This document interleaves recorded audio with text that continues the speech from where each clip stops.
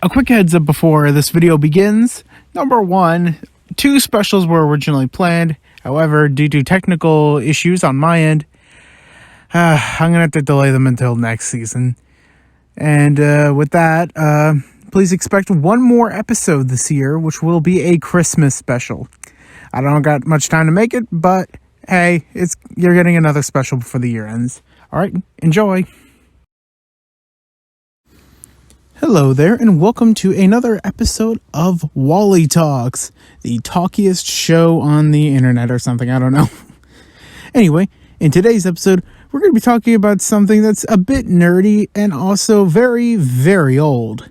Why Windows Vista from 2007 failed. Yeah, I know, we're talking about a version of Windows of all things on this episode. However, it'll be interesting. So, without further ado, let's get right into the video.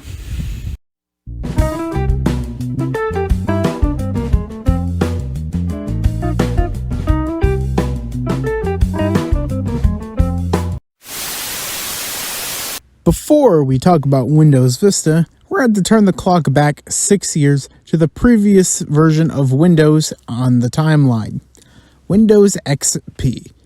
Now, Windows XP, released in 2001, was the first major Windows installment to be running on the Windows NT kernel.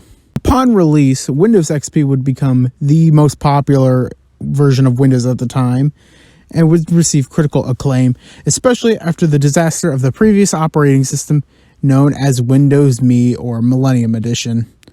Now, while that was going on, Microsoft behind the scenes was beginning to work on a brand new operating system to hold out until the next major release, codenamed Longhorn.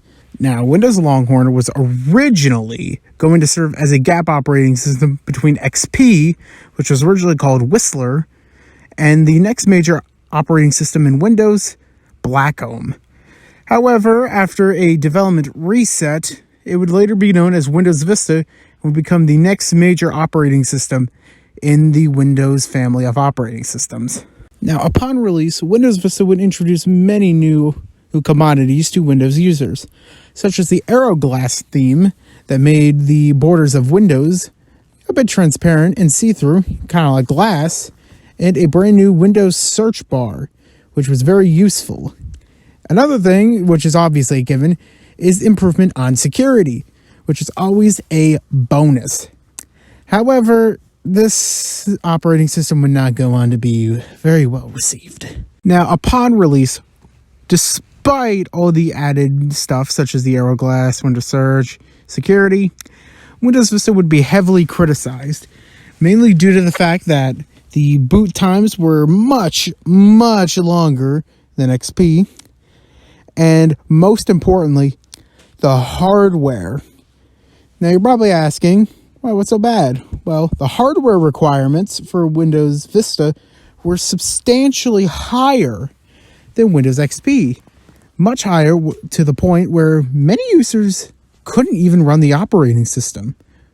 Now, because of this, a lot of users who had upgraded actually ended up downgrading back to Windows XP. And on computers that said they were compatible with Vista, it was only at the bare settings with no Aeroglass enabled.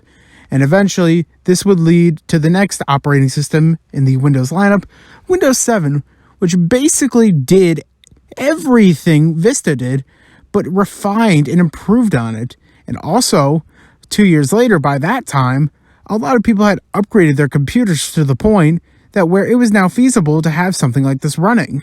So, is Windows Vista really a failure? Not entirely. Well, from a critical standpoint, yes, Windows Vista was a failure.